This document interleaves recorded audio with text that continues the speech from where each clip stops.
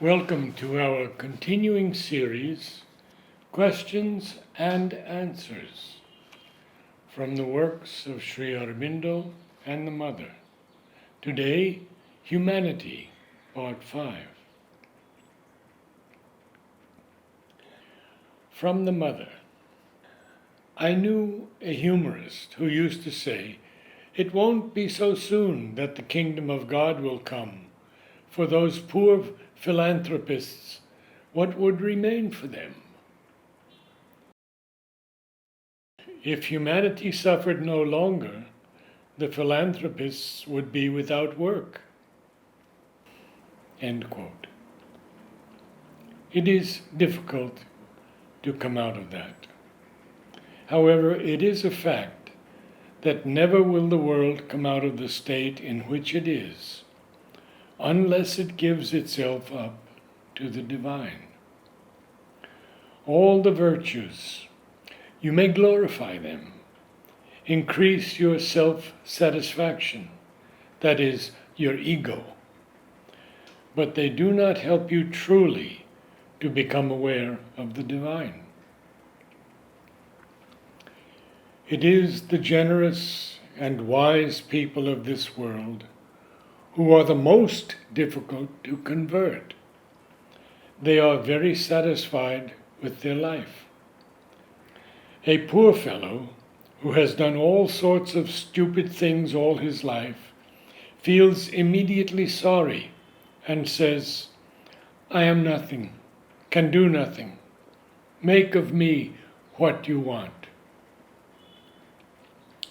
Such a one is more right and much closer to the divine than one who is wise and full of his wisdom and vanity. He sees himself as he is. The generous and wise man who has done much for humanity is too self-satisfied to have the least idea of changing. It is usually these people who say, "If indeed I had created the world, I wouldn't have made it like this. I would have created it much better than that." And they try to set right what the divine has done badly. According to their picture, all this is stupid and useless. It is not with that attitude that you can belong to the divine. There will always be between you and him the conscious ego of one's own intellectual superiority, which judges the divine and is sure of never being mistaken. For they are convinced that if they had made the world, they would not have committed all the stupidities that God has perpetrated. And all this comes from pride, vanity, self-conceit, and there is exactly the seed of that in people who want to serve humanity. What are they going to give to humanity? Nothing at all.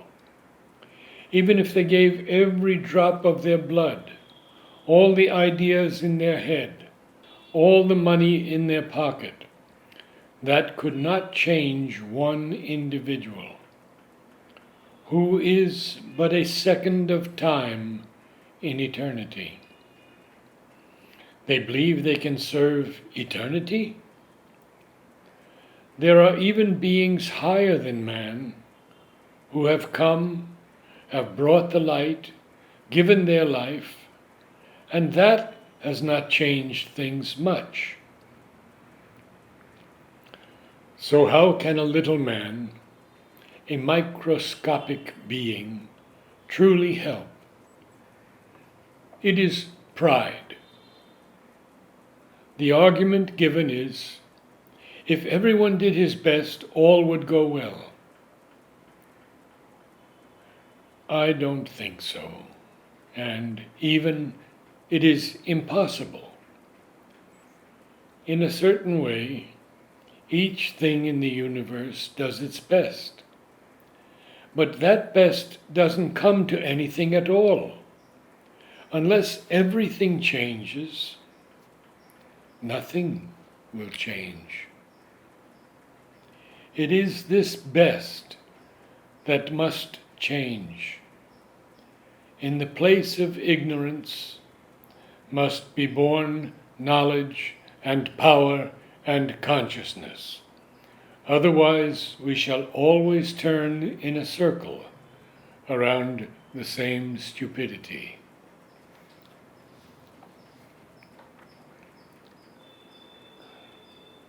You may open millions of hospitals. That will not prevent people getting ill. On the contrary, they will have every facility and encouragement to fall ill. We are steeped in ideas of this kind. This puts your conscience at rest. I have come to the world, I must help others. One tells oneself, how disinterested I am. I am going to help humanity. All this is nothing but egoism. One thing seems obvious. Humanity has reached a certain state of general tension. Tension in effort, in action, even in daily life. With such an excessive hyperactivity, so widespread a trepidation, that mankind as a whole seems to have come to a point where it must either break through the resistance and emerge into a new consciousness, or else fall back into an abyss of darkness and inertia. In fact, no matter what one wants to realize, one must begin by establishing this perfect and immutable peace. It is the basis from which one must work. But unless one is dreaming of an exclusive, personal, and egoistic liberation, one cannot stop there. There is another aspect of the divine grace, the aspect of progress, which will be victorious over all obstacles, the aspect which will propel humanity to a new realization, which will open the doors of a new world, and make it possible not only for a chosen few to benefit by the divine realization, but for their influence, their example, their power to bring to the rest of mankind new and better conditions.